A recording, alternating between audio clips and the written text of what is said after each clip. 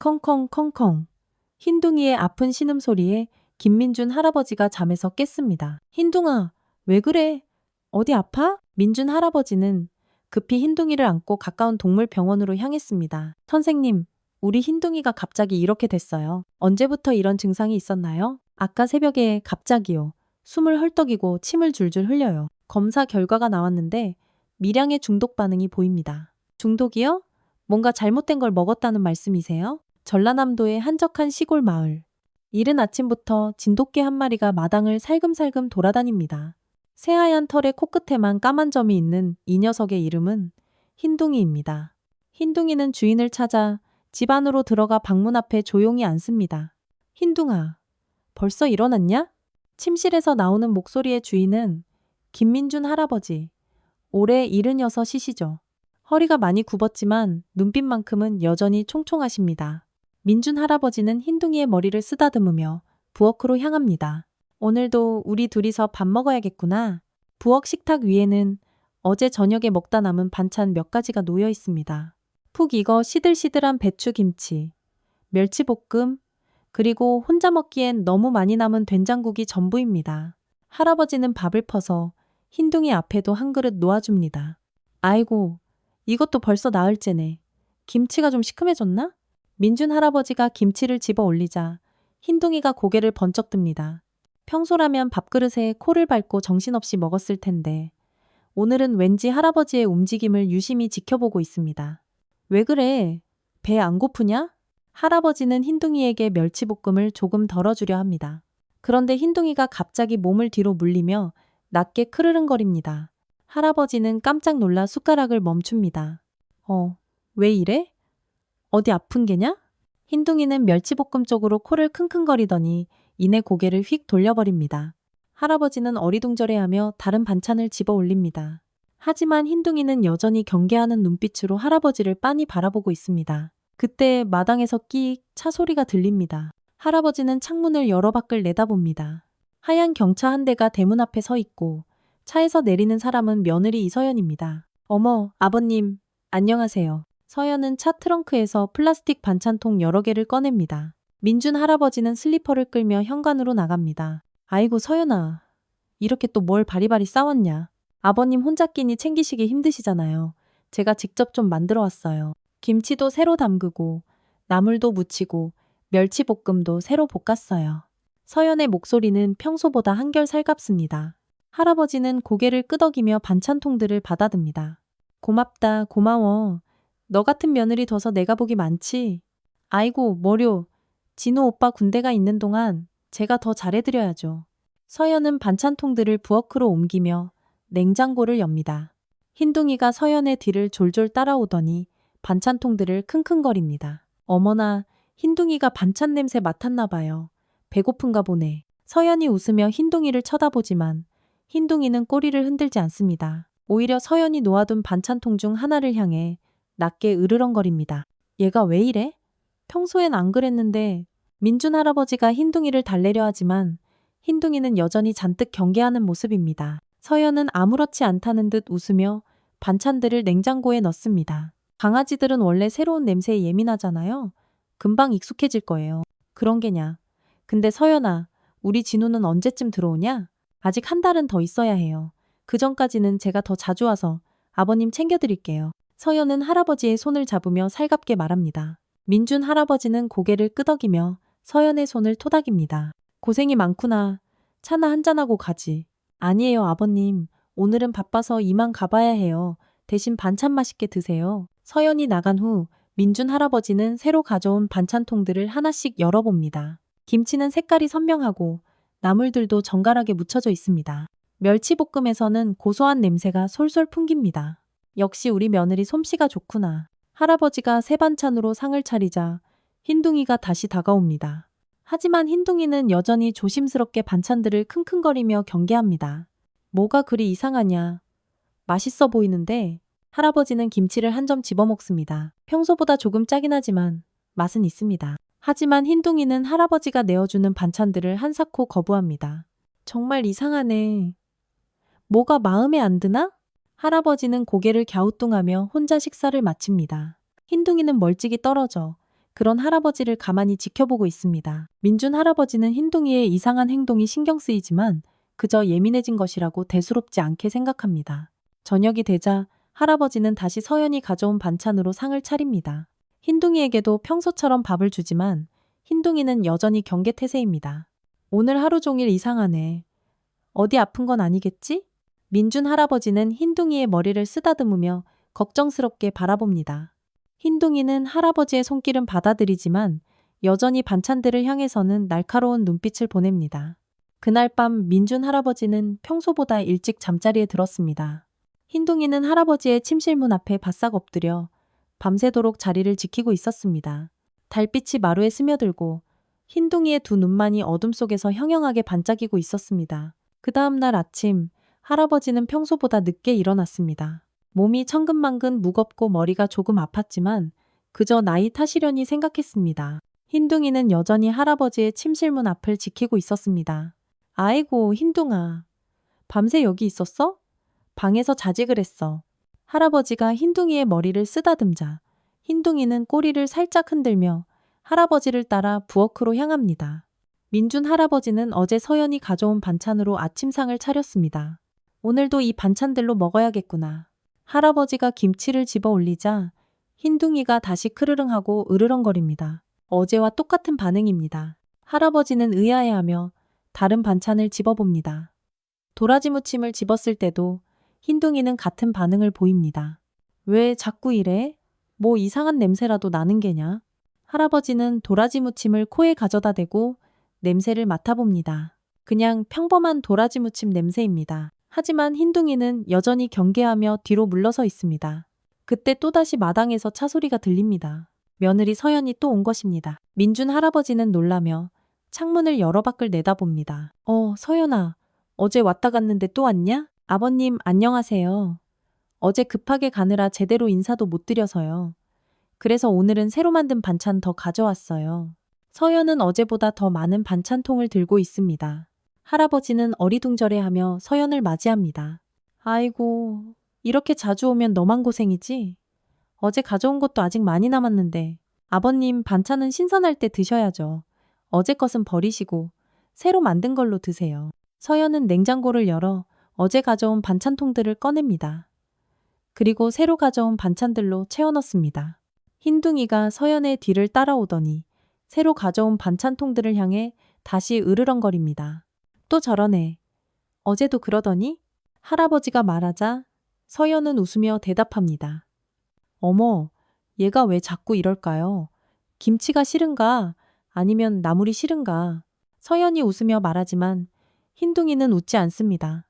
오히려 서연을 향해 날카로운 눈빛을 보냅니다. 서연은 그런 흰둥이의 시선을 피하며 반찬통들을 정리합니다. 강아지들은 원래 변화를 싫어해요. 금방 익숙해질 거예요. 그런가? 근데 서연아, 이렇게 자주 오면 너만 힘들 텐데. 아니에요, 아버님. 진우 오빠 없는 동안 제가 더 챙겨드려야죠. 그리고 혼자 계시니까 걱정도 되고요. 서연의 말에 민준 할아버지는 고개를 끄덕입니다. 하지만 흰둥이는 계속해서 서연을 경계하는 눈빛으로 바라보고 있습니다. 그래, 고맙다. 그런데 우리 진우한테는 이렇게 자주 온다고 얘기했냐? 아직 얘기 안 했어요. 괜히 신경 쓰게 하고 싶지 않아서요. 서연은 할아버지의 손을 잡으며 말합니다. 민준 할아버지는 며느리의 정성에 감동하며 고개를 끄덕입니다. 정말 고맙구나. 너 같은 며느리가 있어서 든든하다. 서연이 떠난 후 민준 할아버지는 새로 가져온 반찬들로 점심을 준비합니다. 흰둥이는 여전히 반찬들을 향해 경계하는 모습을 보입니다. 또 이러네. 정말 이상하네. 할아버지는 김치를 한 점 먹어봅니다. 어제 것보다 더 짜고 뭔가 씁쓸한 맛이 나는 것 같습니다. 하지만 직접 담근 김치니까 그럴 수 있다고 생각합니다. 좀 짜긴 하지만 맛있네. 할아버지가 흰둥이에게 김치를 조금 떼어주려고 하자 흰둥이가 몸을 뒤로 물리며 왕 하고 강하게 짖습니다. 멀리서도 들릴 정도로 큰 소리입니다. 왜 이렇게 짖어? 뭔가 이상한 거냐?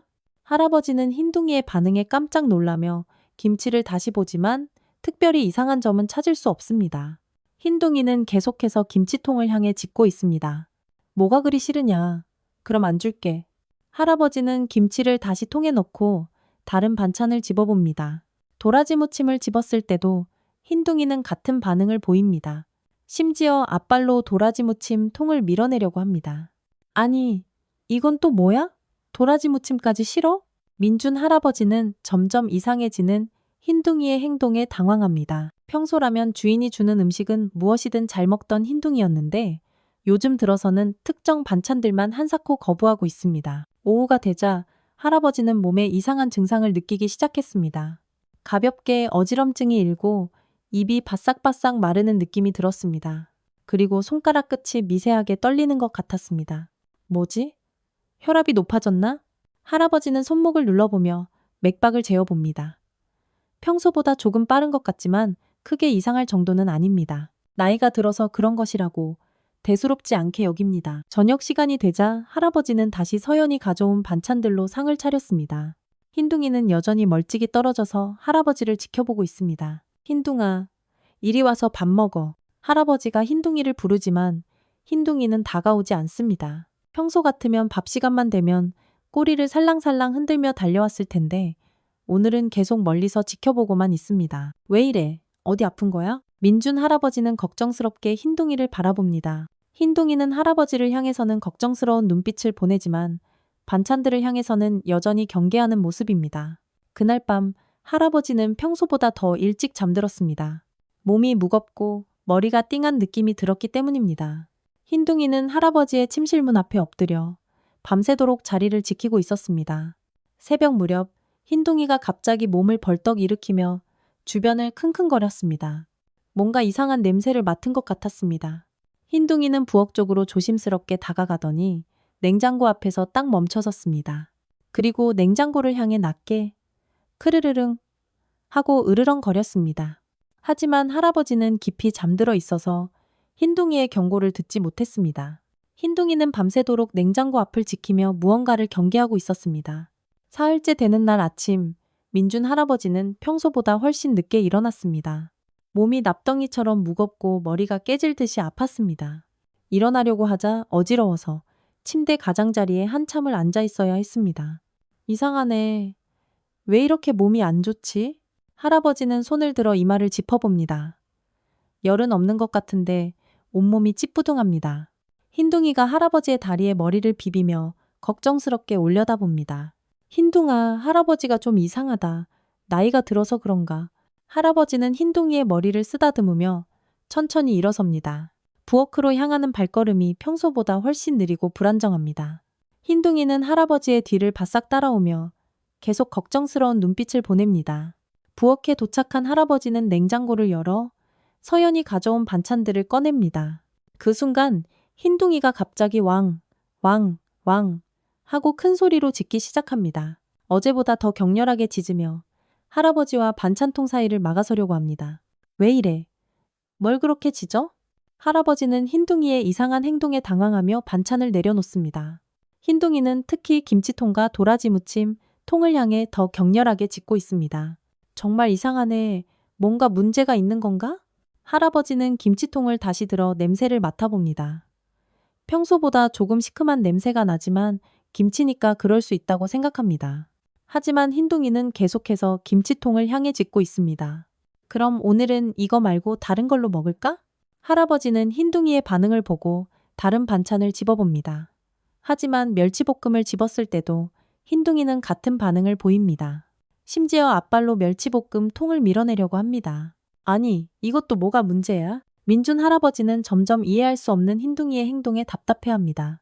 평소 같으면 주인이 주는 음식은 무엇이든 좋아했던 흰둥이가 이렇게 모든 반찬을 거부하는 것은 처음 보는 일입니다. 결국 할아버지는 흰둥이가 거부하지 않는 밥과 된장국만으로 간단하게 식사를 마쳤습니다. 하지만 식사 후에도 어지럼증은 계속되었고 손가락 떨림도 어제보다 더 심해진 것 같았습니다. 병원에 가봐야 하나. 할아버지는 자신의 증상을 걱정스럽게 생각하며 동네 병원에 전화를 걸었습니다. 다행히 오후에 시간이 있다고 해서 진료 예약을 잡았습니다. 오후가 되자 할아버지는 흰둥이와 함께 동네 병원으로 향했습니다. 흰둥이는 평소와 달리 할아버지에게서 한 발짝도 떨어지지 않고 바싹 붙어서 걸었습니다. 선생님, 요즘 들어서 어지럽고 손이 떨리고 그래요. 그리고 입도 자꾸 마르고요. 할아버지는 의사에게 자신의 증상을 자세히 설명했습니다. 의사는 할아버지의 혈압과 맥박을 재고 간단한 검사를 해봤습니다. 혈압은 조금 높긴 하지만 크게 문제될 정도는 아니네요. 나이가 들면서 생기는 자연스러운 현상일 수도 있고요. 며칠 더 지켜보시고 증상이 계속되면 큰 병원에서 정밀 검사를 받아보세요. 의사는 간단한 진통제와 혈압약을 처방해줬습니다. 민준 할아버지는 조금 실망스러웠지만 의사의 말에 따라 약을 받아들고 집으로 돌아왔습니다. 집에 돌아온 할아버지는 처방받은 약을 먹고 잠시 누워 있었습니다. 흰둥이는 할아버지의 침대 옆에 꼼짝 않고 앉아서 계속 할아버지를 지켜보고 있었습니다. 흰둥아, 할아버지가 아픈 거 아는구나. 걱정하지 마. 의사 선생님이 괜찮다고 하셨어. 할아버지는 흰둥이의 머리를 쓰다듬으며 말했습니다. 하지만 흰둥이는 여전히 걱정스러운 표정을 짓고 있었습니다. 저녁 시간이 되자 할아버지는 다시 부엌으로 나와 식사를 준비했습니다. 서연이 가져온 반찬들을 꺼내자 흰둥이가 다시 격렬하게 짖기 시작했습니다. 또 이러네. 정말 이상하다. 할아버지는 흰둥이의 반응을 보고 고민에 빠졌습니다. 흰둥이가 이렇게 특정 음식만 거부하는 것은 분명히 이상한 일입니다. 하지만 반찬들을 아무리 뜯어봐도 특별히 이상한 점은 찾을 수 없었습니다. 그럼 너도 한번 먹어볼래? 할아버지는 흰둥이에게 김치를 조금 떼어주려고 했습니다. 그런데 흰둥이가 갑자기 몸을 화들짝 크게 떨며 뒤로 물러섰습니다. 마치 독이라도 피하듯이 극도로 경계하는 모습이었습니다. 뭐가 그렇게 무서워? 이상하네. 정말 할아버지는 흰둥이의 반응을 보고 뭔가 단단히 잘못됐다는 느낌을 받기 시작했습니다. 하지만 정확히 무엇이 문제인지는 알 수 없었습니다. 그날 밤 할아버지는 평소보다 더 일찍 잠들었습니다. 몸이 무겁고 머리가 띵했기 때문입니다. 하지만 잠들기 전에 흰둥이의 이상한 행동이 계속 머릿속에 맴돌았습니다. 뭔가 이상해. 흰둥이가 이렇게 행동하는 건 분명히 이유가 있을 거야. 할아버지는 중얼거리며 눈을 감았습니다. 흰둥이는 할아버지의 침실문 앞에 엎드려 밤새도록 자리를 지키고 있었습니다. 새벽 무렵 흰둥이가 갑자기 몸을 일으키며 헐떡이기 시작했습니다. 숨이 가빠지고 침을 줄줄 흘리며 고통스러워하는 모습이었습니다. 흰둥이는 바닥에 주저앉으며 끙끙 앓았습니다. 척하쥐즈쥐. 흰둥이의 아픈 신음소리에 민준 할아버지가 잠에서 깼습니다. 할아버지는 깜짝 놀라며 흰둥이에게 달려갔습니다. 흰둥아, 왜 이래? 어디 앞? 흰둥이는 할아버지의 품에 안겨서도 계속 헐떡이며 침을 흘리고 있었습니다. 민준 할아버지는 허둥지둥 흰둥이를 안고 가까운 동물병원으로 향했습니다. 선생님, 우리 흰둥이가 갑자기 이렇게 됐어요. 할아버지는 동물병원 응급실로 뛰어들었습니다. 당직 수의사가 급히 흰둥이를 진찰했습니다. 언제부터 이런 증상이 있었나요? 아까 새벽에요. 갑자기 이렇게 헐떡이고 침을 흘려요. 수의사는 흰둥이의 상태를 자세히 살펴보더니 혈액 검사를 해보자고 했습니다. 민준 할아버지는 불안한 마음으로 검사 결과를 기다렸습니다. 검사 결과가 나왔는데 미량의 중독 반응이 나타나고 있습니다. 수의사의 말에 할아버지는 하늘이 무너지는 것 같았습니다. 중독이요? 뭔가 잘못된 걸 먹었다는 말인가요? 최근에 뭘 먹였나요? 평소와 다른 음식이나, 사람 반찬이랑 같이 나눠 먹긴 했는데요. 민준 할아버지는 며느리 서연이 가져온 반찬들을 생각하며 대답했습니다. 수의사는 고개를 끄덕이며 말했습니다. 사람 음식 중에서도 개에게 해로운 것들이 있습니다. 당분간은 게사료만 주시고 증상이 계속되면 다시 오세요. 할아버지는 흰둥이를 안고 집으로 돌아왔습니다. 흰둥이는 많이 나아진 것 같았지만 여전히 기운이 없어 보였습니다. 흰둥아, 미안하다. 할아버지가 뭘 잘못 먹인 것 같네. 할아버지는 흰둥이를 쓰다듬으며 미안한 마음을 전했습니다. 하지만 마음 한편으로는 뭔가 섬뜩한 의심이 고개를 들기 시작했습니다. 흰둥이의 중독 증상과 자신의 몸 상태가 비슷한 시기에 나타났다는 것이 과연 우연일까 하는 생각이 들었습니다. 동물병원에서 돌아온 민준 할아버지는 흰둥이를 침실에 눕히고 한참 동안 생각에 잠겼습니다. 흰둥이의 중독 증상과 자신의 몸 상태가 비슷한 시기에 나타났다는 것이 계속 머릿속을 맴돌았습니다. 정말 우연일까? 할아버지는 중얼거리며 부엌으로 향했습니다. 냉장고 앞에 서서 서연이 가져온 반찬통들을 빤히 바라봤습니다. 흰둥이가 그토록 경계했던 반찬들. 정말 이 반찬들에 문제가 있는 것일까? 한번 자세히 살펴보자. 할아버지는 냉장고 문을 열고 반찬통들을 하나씩 꺼냈습니다. 김치통, 도라지 무침, 멸치볶음, 나물들. 흰둥이가 특히 경계했던 것들부터 차례로 살펴봤습니다. 먼저 김치통을 열어봤습니다. 색깔은 평범해 보였지만 냄새를 맡아보니 뭔가 이상했습니다. 일반적인 김치 냄새와는 다른 약간 비릿한 듯한 냄새가 섞여 있었습니다. 이상하네. 이 냄새는 뭐지? 할아버지는 더 자세히 냄새를 맡아봤습니다. 분명히 평소 먹던 김치와는 다른 냄새였습니다. 다음으로 도라지 무침을 열어봤습니다. 역시 비슷한 이상한 냄새가 났습니다. 이것도 이상해. 뭔가 섞여 있는 것 같은데? 할아버지는 점점 불안해지기 시작했습니다. 흰둥이의 반응이 과민한 것이 아니라 정말로 이 반찬들에 문제가 있는 것 같았습니다. 멸치볶음도 마찬가지였습니다. 평소 멸치볶음 냄새와는 다른 뭔가 화학적인 냄새가 희미하게 섞여 있었습니다. 이건 정말 이상해. 분명히 뭔가 잘못됐어. 할아버지는 반찬통들을 모두 식탁 위에 놓고 한참 동안 바라봤습니다. 이 반찬들을 먹고 자신과 흰둥이가 모두 이상 증상을 보였다는 것이 우연일 리 없었습니다. 누구한테 확인을 맡겨봐야겠다. 그때 문득 한 사람이 떠올랐습니다.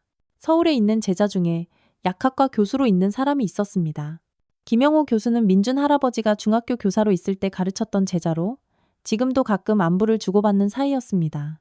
할아버지는 의심스러운 반찬들을 작은 용기에 조금씩 담았습니다. 김치, 도라지 무침, 멸치볶음 모두 따로따로 담아서 봉지에 넣었습니다. 김 교수한테 보내서 확인해보자. 할아버지는 휴대폰을 꺼내 김영호 교수에게 전화를 걸었습니다. 여보세요? 영우야? 나 박민준 선생님이야. 아, 선생님, 안녕하세요. 웬일로 연락을 주셨어요? 사실 좀 부탁할 일이 있어서 그래. 음식 성분 분석 같은 거 할 수 있니? 음식 성분 분석이요? 무슨 일이시길래요? 민준 할아버지는 김영호 교수에게 최근 상황을 간단히 설명했습니다. 며느리가 가져온 반찬을 먹고 자신과 흰둥이가 모두 이상 증상을 보였다는 것, 그리고 흰둥이가 특정 반찬들을 한사코 거부했다는 것까지 모두 말했습니다. 아, 그런 일이 있으셨군요. 네, 분석해 볼 수 있습니다. 내일 택배로 보내주시면 며칠 안에 결과 나올 것 같아요. 고맙다, 영호야. 정말 고마워. 할아버지는 안도의 한숨을 쉬며 전화를 끊었습니다. 그리고 준비한 샘플들을 택배로 보낼 준비를 했습니다. 다음 날 아침, 할아버지는 일찍 일어나서 샘플들을 택배로 보냈습니다. 흰둥이는 어제보다 많이 나아진 것 같았지만 여전히 기운이 없어 보였습니다. 흰둥아, 조금만 참아. 곧 뭔가 알아낼 수 있을 거야. 할아버지는 흰둥이의 머리를 쓰다듬으며 말했습니다. 흰둥이는 할아버지의 손길을 받으며 꼬리를 살짝 흔들었습니다. 그날 오후 서연이 또 반찬을 가지고 왔습니다. 민준 할아버지는 서연을 보자마자 복잡한 감정이 들었습니다. 며느리를 의심하고 싶지 않지만 상황상 의심스러운 부분이 너무나도 많았습니다. 아버님 안녕하세요. 오늘은 새로 김치 담그고 나물도 다시 무쳐왔어요. 서연은 평소처럼 밝은 표정으로 인사했습니다. 하지만 할아버지는 예전처럼 반가워하지 못했습니다. 아, 그래. 고생했구나. 할아버지의 차가운 반응에 서연은 의아해했습니다. 아버님, 어디 편찮으세요? 안색이 안 좋아 보이시는데요. 아니야, 괜찮아. 그런데 서연아, 요즘 반찬 만들 때 뭔가 새로 넣은 거라도 있냐? 할아버지의 질문에 서연은 잠시 당황한 표정을 지었습니다. 하지만 금세 웃으며 대답했습니다. 새로 넣은 게 뭐가 있겠어요? 평소처럼 만든 건데요. 왜 그러세요? 아니야, 그냥 물어본 거야. 맛이 좀 달라진 것 같아서. 아, 그래요? 혹시 간이 안 맞으셨어요? 다음에는 더 신경 써서 만들어 드릴게요. 서연은 자연스럽게 대답했지만 할아버지는 뭔가 어색함을 느꼈습니다. 서연이 가져온 새 반찬들을 보자 흰둥이가 다시 으르렁거리며 경계하기 시작했습니다. 또 저러네. 흰둥이가 요즘 이상해요. 서연이 흰둥이를 보며 말했지만 할아버지는 이제 흰둥이의 반응이 이상한 것이 아니라는 걸 알고 있었습니다. 걔들은 민감하잖아. 괜찮아. 할아버지는 대충 넘어가며 서연을 배웅했습니다. 서연이 떠난 후 할아버지는 새로 가져온 반찬들도 따로 보관해 뒀습니다. 김영호 교수의 분석 결과를 기다리는 동안은 이 반찬들을 먹을 수 없었습니다. 사흘 후 김영호 교수에게서 전화가 왔습니다. 선생님, 분석 결과가 나왔습니다. 그래, 어떻게 나왔니? 이거 좀 심각한 문제가 있는 것 같아요. 직접 오셔서 보시는 게 좋겠습니다. 김영호 교수의 심각한 목소리에 할아버지는 가슴이 철렁했습니다. 뭔가 나온 거냐? 네. 졸피뎀 계열 수면제 성분이 검출됐고요. 그것보다 더 심각한 건 저용량의 살충제 계열 독소가 혼합되어 있었습니다.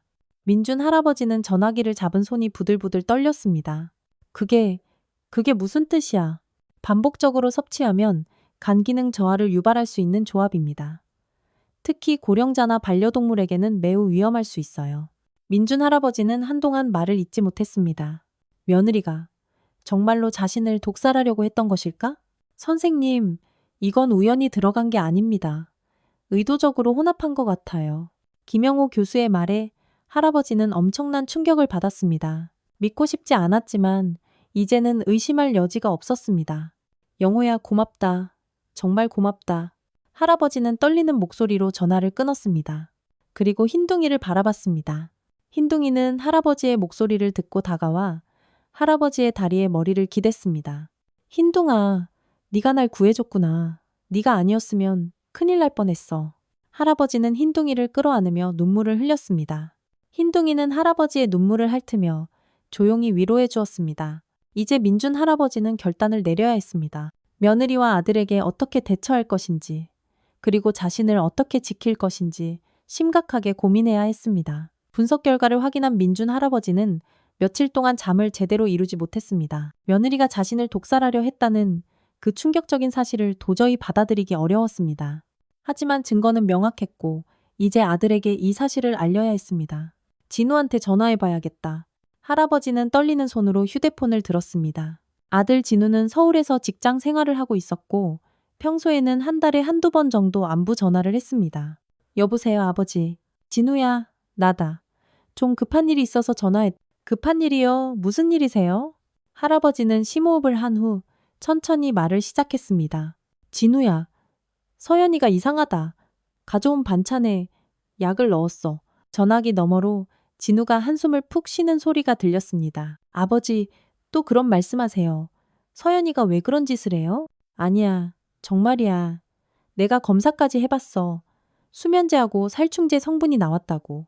아버지, 흰둥이 때문에 또 이상한 생각하시는 거 아니에요? 개 짖는 걸로 사람 판단하지 마세요. 진우의 목소리에는 짜증이 잔뜩 섞여 있었습니다. 할아버지는 가슴이 꽉 막히는 듯한 답답함을 느꼈습니다. 진우야, 내가 지금 농담하는 것 같니? 정말 심각한 문제야. 아버지, 서연이가 얼마나 착한 애인데요. 혼자 계시는 아버지 챙긴다고 반찬까지 해서 가져다 주는데 그런 의심을 어떻게 해요? 그러니까 그게 이상하다는 거야. 왜 갑자기 그렇게 자주 오냐고. 진우는 한동안 말이 없었습니다. 그리고는 한숨을 쉬며 말했습니다. 아버지, 요즘 스트레스 많이 받으시나 봐요. 병원에 가서 상담 한번 받아보세요. 상담? 내가 지금 정신이 이상하다는 말이냐? 그런 게 아니라 혼자 계시니까 외로우셔서 그래서 이런 생각을 하시는 것 같아요. 민준 할아버지는 아들이 자신을 믿어주지 않는다는 사실에 더 큰 충격을 받았습니다. 진우야, 아버지 말을 믿어줘야 하는 거 아니야? 서연이한테 미안하잖아요. 괜히 오해받게 하면 어떡해요. 할아버지는 더 이상 아들과 이야기해봐야 소용없다는 것을 깨달았습니다. 전화를 끊고 나서 할아버지는 깊은 절망감에 빠졌습니다. 아들까지 믿어주지 않는구나. 그날 밤 할아버지는 잠을 이루지 못하고 뒤척였습니다. 흰둥이는 할아버지의 침실 문 앞에서 밤새도록 자리를 지키고 있었습니다. 새벽 3시쯤 흰둥이가 갑자기 날카롭게 짖기 시작했습니다. 왜 그래? 뭐 있어? 할아버지는 잠에서 깨어 흰둥이를 보았습니다. 흰둥이는 현관 쪽을 향해 계속 짖고 있었습니다. 할아버지는 조심스럽게 일어나서 창문으로 밖을 살짝 내다봤습니다. 어둠 속에서 누군가가 마당을 어슬렁거리고 있었습니다. 할아버지는 깜짝 놀라며 더 자세히 보려고 했지만 너무 어두워서 잘 보이지 않았습니다. 누구지? 도둑인가? 할아버지는 조심스럽게 현관으로 나가려고 했지만 흰둥이가 더 크게 짖으며 쏜살같이 달려나갔습니다. 침입자는 흰둥이의 짖음 소리에 놀라 허둥지둥 담을 넘어 도망갔습니다. 이상하네. 누가 이 시간에? 할아버지는 불안한 마음으로 다시 잠자리에 들었습니다. 하지만 쉽게 잠들 수 없었습니다. 다음날 아침 할아버지는 마당에 설치해둔 CCTV를 확인해 보기로 했습니다. 몇 년 전에 방범용으로 설치한 것이었는데 평소에는 잘 보지 않았습니다. 어디 보자. 할아버지는 어렵게 CCTV 녹화 화면을 확인했습니다. 새벽 3시경 화면을 보니 정말로 누군가가 마당에 들어와 있었습니다. 그런데 그 사람의 얼굴을 보고 민준 할아버지는 더 큰 충격을 받았습니다. 진우야. 화면 속 침입자는 다름 아닌 아들 김진우였습니다. 진우는 뒷문으로 조심스럽게 들어와서 집안의 서류함을 열고 무언가를 찾고 있었습니다. 뭘 찾고 있는 거지? 할아버지는 화면을 더 자세히 보았습니다. 진우는 서류함에서 무언가를 꺼내서 가방에 슥 넣고 있었습니다. 그리고 급하게 뒷문으로 나가는 모습이 찍혀 있었습니다. 유언장을 찾는 건가? 할아버지는 급히 서류함으로 가서 확인해 봤습니다. 과연 유언장이 있던 자리가 텅 비어 있었습니다. 민준 할아버지는 온몸이 부들부들 떨렸습니다. 정말 유언장을 가져간 거구나. 할아버지는 이제 모든 것을 이해했습니다. 며느리는 자신을 독살하려고 했고 아들은 그 사실을 알고 있었거나 최소한 공모하고 있었습니다. 그리고 자신이 죽으면 유산을 상속받기 위해 유언장을 미리 훔쳐간 것이었습니다. 이런 일이 있을 수가 있나? 할아버지는 그 자리에 주저앉아 머리를 감쌌습니다. 믿었던 아들과 며느리가 자신을 죽이려고 했다는 사실이 너무나도 충격적이었습니다. 흰둥이가 할아버지에게 다가와 머리를 비볐습니다. 할아버지는 흰둥이를 끌어안으며 눈물을 흘렸습니다. 흰둥아, 너만 내 편이구나. 너만 날 지켜주려고 했어. 할아버지는 한동안 울었습니다. 그리고 마음을 추스르며 생각했습니다. 이제 어떻게 해야 할까? 경찰에 신고해야 할까? 아니면 아들과 며느리를 직접 만나서 따져야 할까? 일단 증거를 더 확보해야겠다. 할아버지는 CCTV 화면을 USB에 저장했습니다.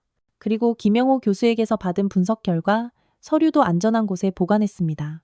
유언장도 다시 써야겠다. 할아버지는 새로운 유언장을 작성하기 시작했습니다. 이번에는 아들과 며느리에게 유산을 한 푼도 남기지 않기로 결심했습니다.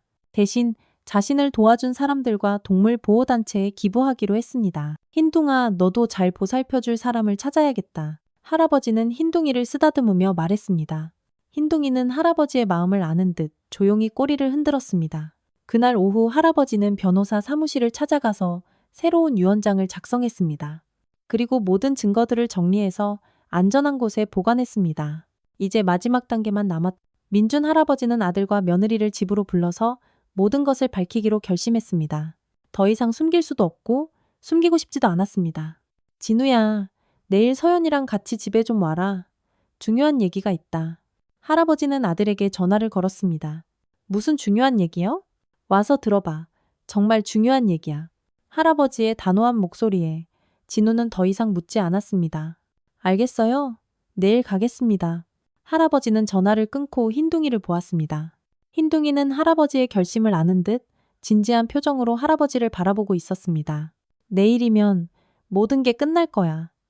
흰둥아, 네가 날 구해줘서 고맙다. 할아버지는 흰둥이를 끌어안으며 마지막 밤을 준비했습니다. 내일이면 모든 진실이 밝혀질 것이었습니다. 다음 날 아침, 민준 할아버지는 평소보다 일찍 일어났습니다. 오늘 아들과 며느리가 와서 모든 것을 밝힐 예정이었지만 그 전에 해야 할 일이 있었습니다.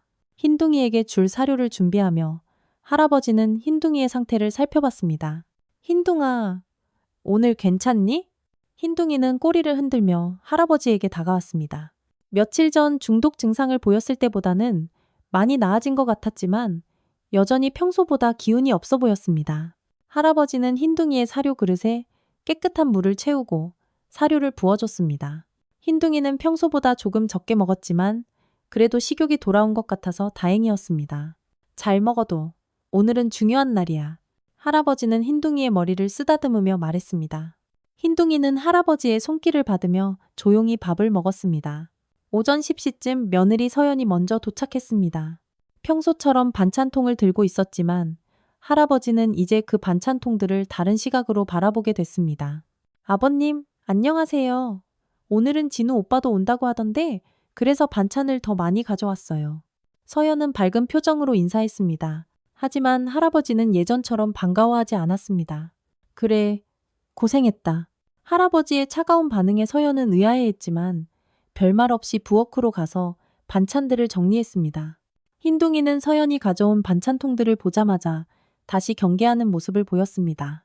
어머, 흰둥이가 또 이러네요. 요즘 왜 이렇게 예민한지 모르겠어요. 서연이 웃으며 말했지만 할아버지는 이제 흰둥이의 반응이 왜 그런지 알고 있었습니다. 개들은 민감하니까.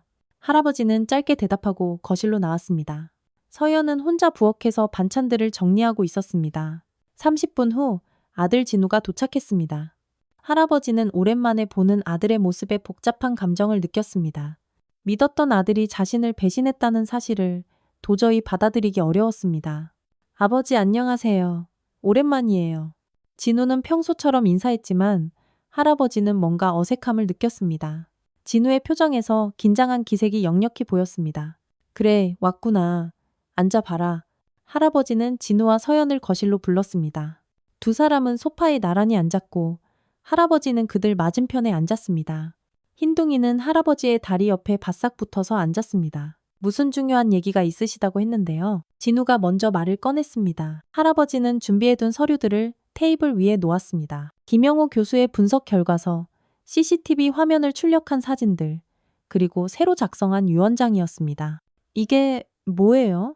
서연이 서류들을 보며 물었습니다. 할아버지는 심호흡을 한번 하고 말을 시작했습니다. 서연아, 네가 가져온 반찬들을 검사해봤다. 서연의 표정이 순간 굳어졌습니다. 진우도 긴장한 기색을 보였습니다. 검사요? 왜요?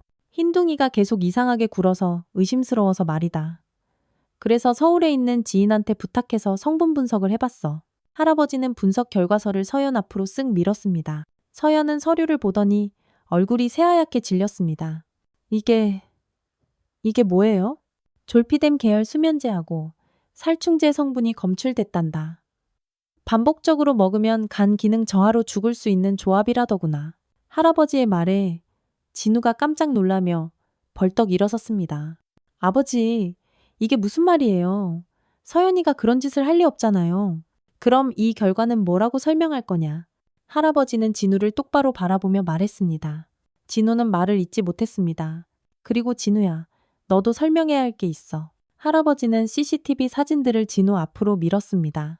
진우가 새벽에 집에 침입해서 서류함을 뒤지는 모습이 선명하게 찍혀 있었습니다. 이건 어떻게? 진우는 사진을 보고 크게 당황했습니다. 서연도 진우의 반응을 보고 뭔가 이상함을 느꼈습니다. 넌 내가 죽기를 기다리면서 미리 유언장을 훔쳐간 게야. 그렇지? 할아버지의 추궁에 진우는 더 이상 숨길 수 없음을 깨달았습니다.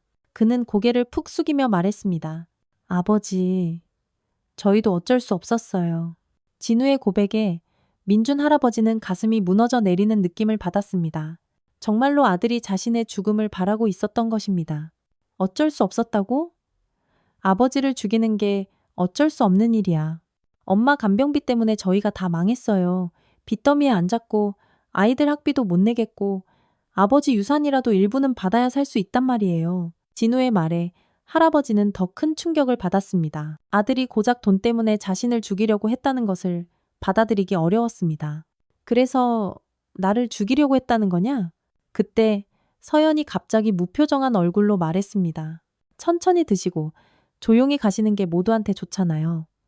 어차피 혼자 계시면서 외로우시고 나이도 많으신데 이렇게 가시는 게 낫지 않을까요? 서연의 차가운 말에 할아버지는 온몸에 소름이 돋았습니다. 며느리가 이렇게 냉정하고 잔인할 수 있다는 것을 믿을 수가 없었습니다. 서연아, 너는 어떻게 그런 말을 할 수가 있어? 사실 처음에는 그냥 잠만 재우려고 했어요. 수면제만 조금씩 넣어서 깊이 주무시게 하려고 했는데 효과가 없더라고요. 그래서 양을 늘렸는데도 안 되길래 그래서 살충제까지 넣은 거냐. 할아버지의 추궁에 서연은 고개를 끄덕였습니다. 조금씩 넣으면 천천히 약해지실 거라고 생각했어요.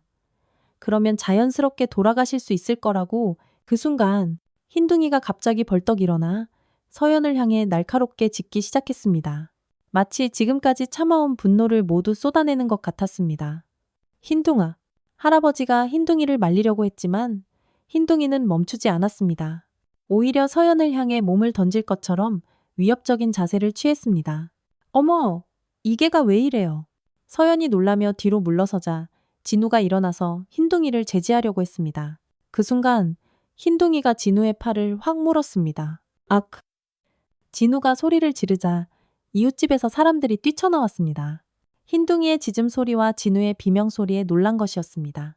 무슨 일이에요? 이웃집 아주머니가 마당으로 들어왔습니다. 할아버지는 급히 이웃들에게 상황을 설명했습니다. 이 사람들이 나를 독살하려고 했어요. 여기 증거도 다 있어요. 할아버지가 서류들을 보여주자 이웃들은 경악했습니다. 곧 누군가가 경찰에 신고했고 얼마 지나지 않아 경찰차가 도착했습니다. 신고받고 왔습니다. 무슨 일인가요? 경찰관들이 도착하자 할아버지는 모든 증거를 제시했습니다. 반찬 성분 분석 결과서, CCTV 화면, 그리고 진우와 서연의 자백까지 모든 것이 명확했습니다. 체포하겠습니다. 경찰관들이 진우와 서연에게 수갑을 채우는 동안 할아버지는 흰둥이를 끌어안고 있었습니다. 흰둥이는 할아버지의 품에서 안정을 찾은 듯 조용해졌습니다. 흰둥아, 네가 날 구해줬구나.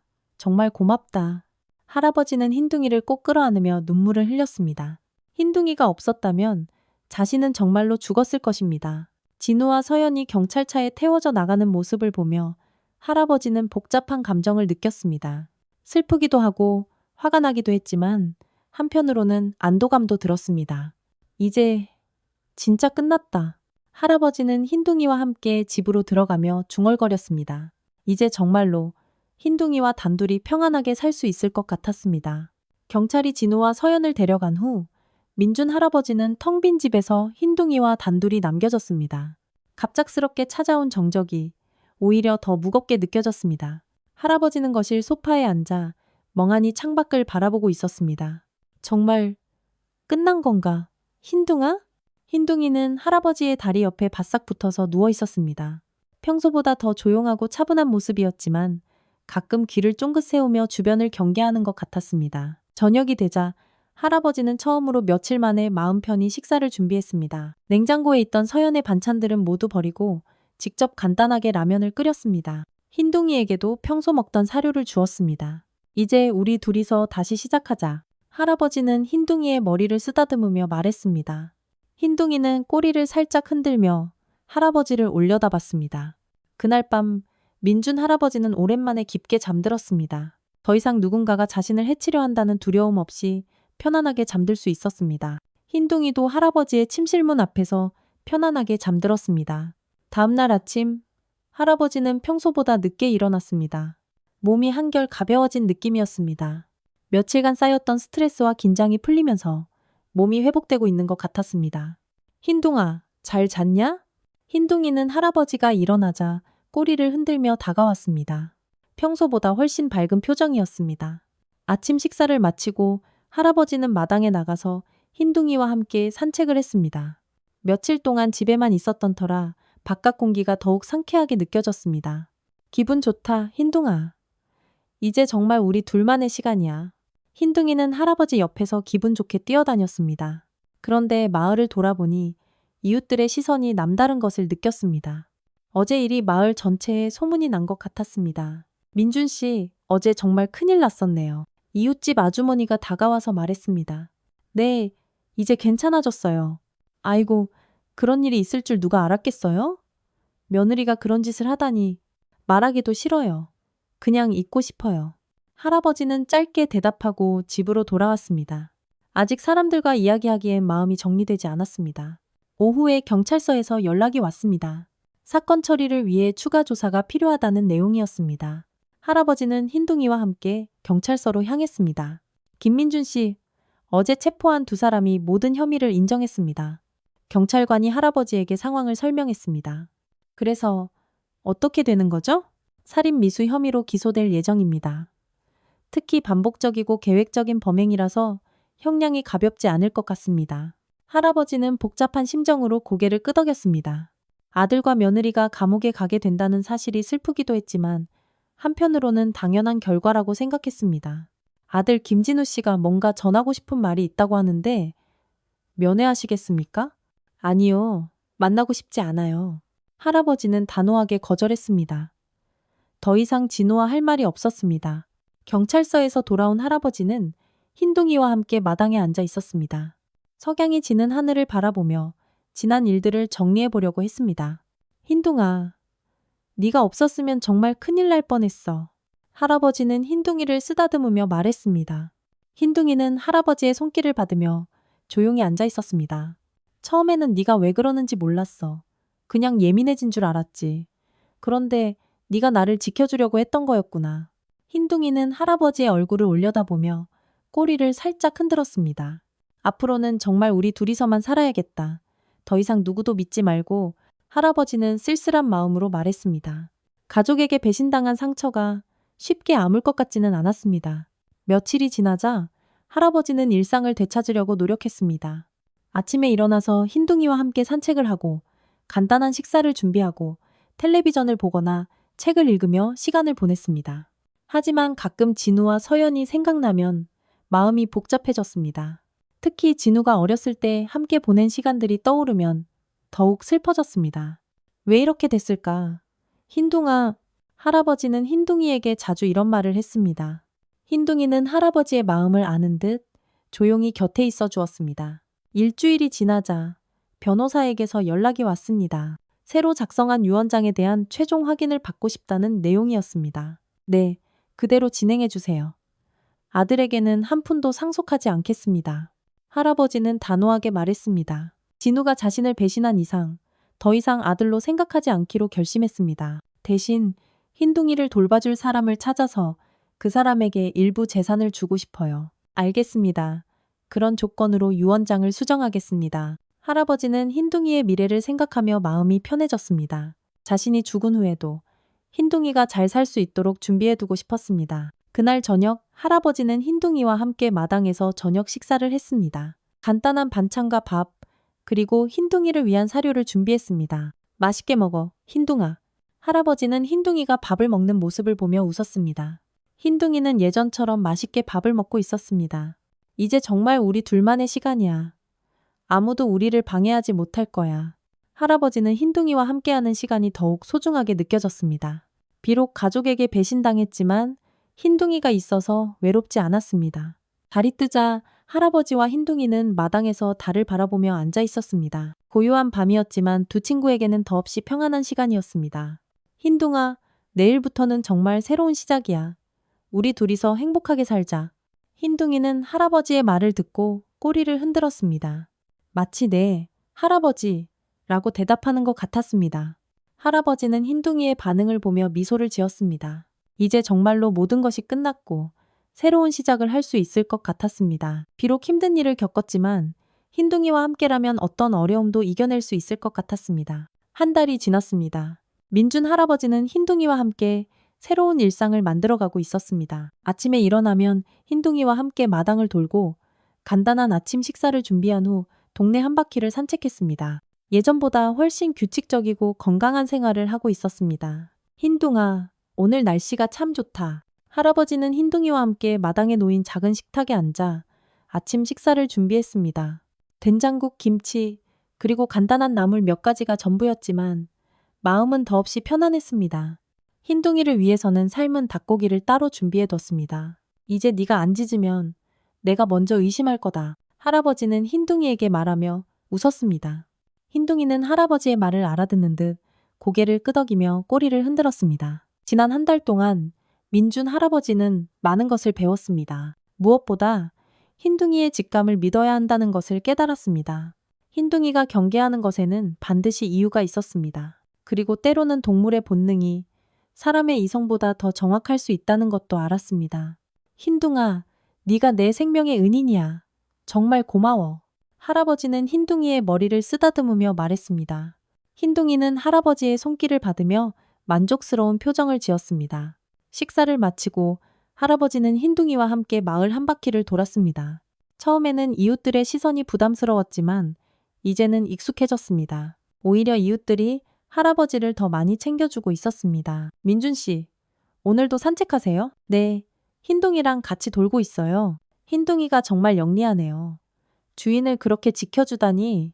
이웃들은 흰둥이를 보며 감탄했습니다. 흰둥이의 이야기는 이미 마을 전체에 알려져 있었습니다. 주인을 독살로부터 구한 영웅적인 개의 이야기였습니다. 산책을 마치고 집으로 돌아온 할아버지는 흰둥이와 함께 마당에서 휴식을 취했습니다. 따뜻한 햇살을 받으며 앉아있는 것만으로도 행복했습니다. 흰둥아, 우리 이제 정말 평안하게 살 수 있을 것 같다. 할아버지는 흰둥이를 보며 말했습니다.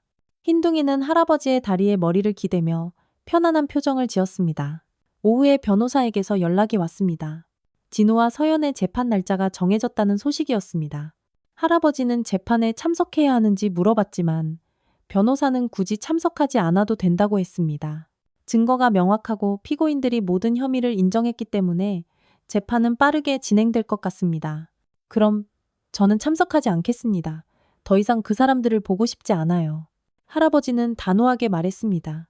진우와 서연을 용서할 수 있을지 확신할 수 없었습니다. 시간이 지나면 마음이 바뀔 수도 있겠지만 지금은 아니었습니다. 저녁이 되자 할아버지는 흰둥이와 함께 특별한 저녁 식사를 준비했습니다. 흰둥이가 자신을 구해준 것에 대한 감사의 표시였습니다. 흰둥아, 오늘은 특별한 날이야. 네가 나를 구해준 지 정확히 한 달이 됐어. 할아버지는 흰둥이를 위해 좋은 고기를 사다가 푹 삶아줬습니다. 흰둥이는 맛있게 고기를 먹으며 꼬리를 쉴 새 없이 흔들었습니다. 네가 없었으면 나는 정말 죽었을 거야. 아무도 모르게 조용히 죽었을 거고. 할아버지는 흰둥이를 보며 말했습니다. 흰둥이는 할아버지의 진심을 아는 듯 할아버지의 손을 핥았습니다. 앞으로도 우리 둘이서 오래오래 함께 살자. 내가 너를 지켜줄 테니까 너도 나를 지켜줘. 흰둥이는 할아버지의 말에 대답하듯 멍 하고 짖었습니다. 할아버지는 흰둥이의 반응에 웃음을 지었습니다. 식사를 마치고 할아버지와 흰둥이는 마당에서 별을 보며 앉아 있었습니다. 맑은 밤하늘에 별들이 반짝반짝 빛나고 있었습니다. 흰둥아, 저 별들처럼 우리도 오래오래 함께 빛나자. 할아버지는 흰둥이를 끌어안으며 말했습니다. 흰둥이는 할아버지의 품에서 편안하게 숨을 쉬고 있었습니다. 그때 할아버지는 문득 아내 생각이 났습니다. 아내가 살아 있었다면 이런 일이 일어나지 않았을 것입니다. 아내가 하늘에서 보고 있다면 흰둥이에게 고마워할 것 같았습니다. 여보, 흰둥이가 나를 지켜줬어. 고마운 녀석이지. 할아버지는 하늘을 보며 중얼거렸습니다. 마치 아내가 대답하는 것 같은 느낌이 들었습니다. 시간이 흘러 할아버지와 흰둥이는 집 안으로 들어갔습니다. 할아버지는 흰둥이를 위해 거실에 푹신한 쿠션을 깔아줬습니다. 여기서 편하게 자렴. 흰둥이는 쿠션 위에 눕더니 만족스러운 표정을 지었습니다. 할아버지는 흰둥이의 머리를 마지막으로 쓰다듬고 자신의 침실로 들어갔습니다. 침대에 누워서 할아버지는 오늘 하루를 정리해 봤습니다. 한 달 전과 비교하면 정말 많은 것이 바뀌었습니다. 가족을 잃었지만 진정한 동반자를 얻었습니다. 돈보다 소중한 것이 무엇인지 깨달았습니다. 내일은 흰둥이랑 같이 시장에 가서 맛있는 것 좀 사와야겠다. 할아버지는 내일 계획을 세우며 스르르 잠이 들었습니다. 흰둥이도 거실에서 편안하게 잠들었습니다. 새벽 할아버지는 흰둥이가 부르는 소리에 깼습니다. 흰둥이가 침실문 앞에서 꼬리를 흔들며 할아버지를 깨우고 있었습니다. 벌써 일어났냐? 일찍 일어나는구나. 할아버지는 흰둥이를 보며 웃었습니다. 흰둥이는 할아버지가 일어나자 기뻐하며 이리저리 뛰어다녔습니다. 좋아. 일찍 일어난 김에 산책부터 하자. 할아버지는 흰둥이와 함께 마당으로 나갔습니다. 새벽 공기는 차갑고 상쾌했습니다. 흰둥이는 기분 좋게 마당을 뛰어다녔습니다. 정말 좋은 아침이야. 흰둥아. 할아버지는 흰둥이와 함께 새로운 하루를 시작했습니다. 이제 두 친구는 서로에게 가장 소중한 존재가 되었습니다. 어떤 어려움이 와도 함께 이겨낼 수 있을 것 같았습니다. 카메라는 마당에서 뛰어노는 흰둥이와 그를 바라보며 미소 짓는 할아버지의 모습을 비추며 서서히 하늘로 올라갑니다.